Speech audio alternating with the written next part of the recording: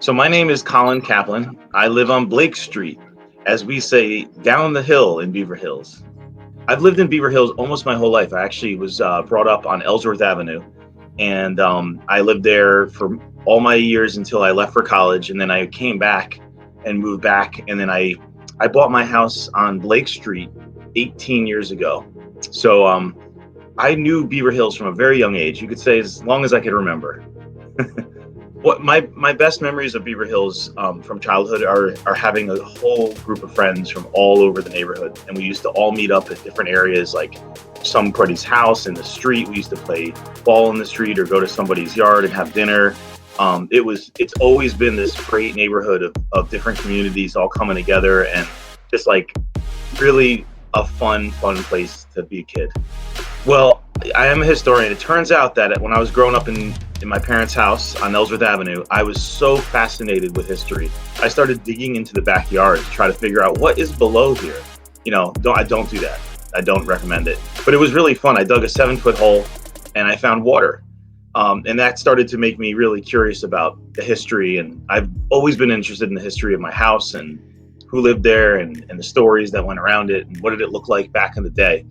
So I made a career around studying that all throughout New Haven and Connecticut, and writing books and leading tours and trying to educate, teaching in many ways. So I'm happy to teach here today.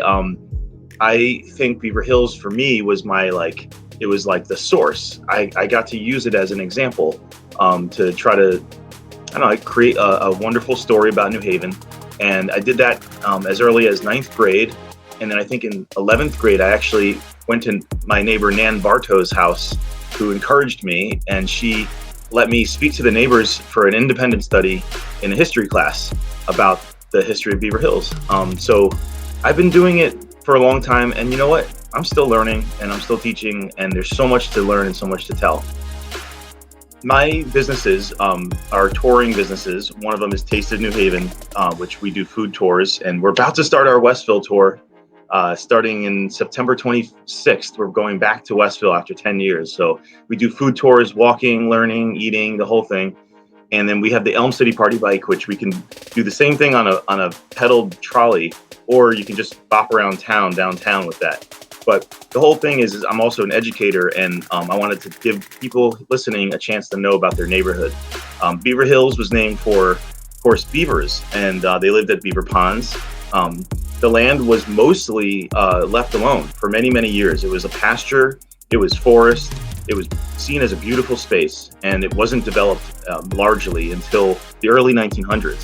So the property owners, including some people that we have streets on, like Osborne, Mead, we think of some others, but there's a lot of these names that have to do with what the land had on it, such as Glen Road.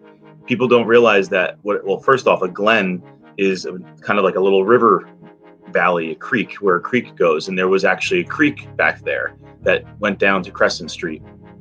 And so a lot of history there with just nature. There was a lot of nature.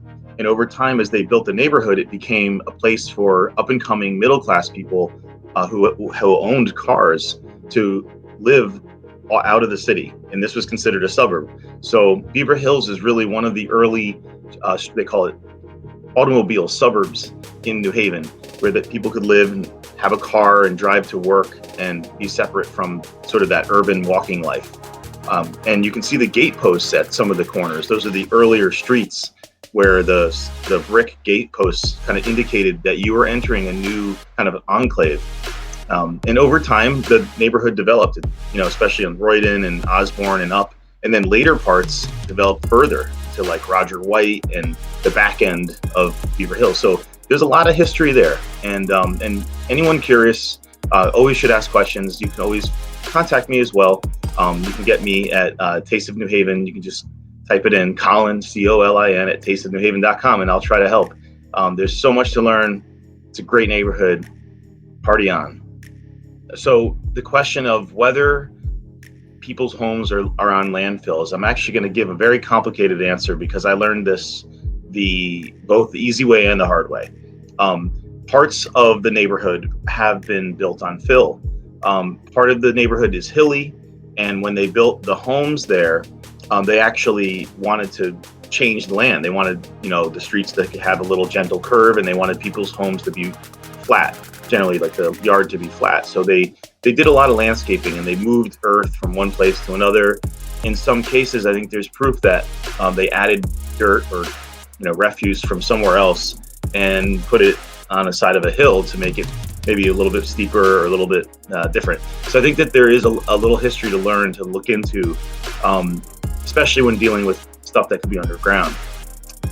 However, there is proof that at the bottom of the hill, Royden and Osborne come down, that there was an area right in the corner of Goff that was actually, does appear to be used at one point as maybe a landfill or just a place to put your junk when it wasn't developed. So imagine the neighborhood was just fields and trees, and people who lived in the lower areas here were like, hey, where do I put my couch? Or I'm done with this garbage, I'm going to throw it over there. And that happened probably a lot. And my assumption is that when they developed the neighborhood in the teens and 20s, that they really moved a lot of that, hopefully, out of the way, and didn't just bury it. But it's a very complicated answer. You'd have to dig further. As a long-term resident of Beaver Hills, I've gotten involved in so many wonderful groups. There is the Friends of Beaver Ponds, which I think everyone should check out. If you don't know, there's actually ponds that you can walk around and learn and see nature. It's right there. There's muskrats, geese, swans, bunnies, probably fox now.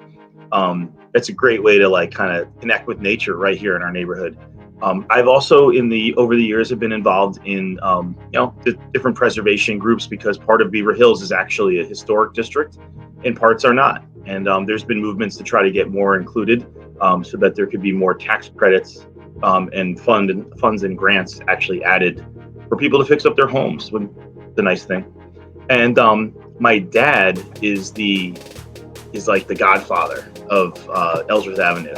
He runs the block watch down over there, and he's just a great community organizer. My mom has really helped spearhead traffic quieting things, and also the helping to make the police gun range kind of move indoors. So she's been a real advocate for helping the neighborhood, and I think that's been passed down to my family, to me and my sister, and it's a community thing. It's a family. Oh, I'm so excited to hear about this block party.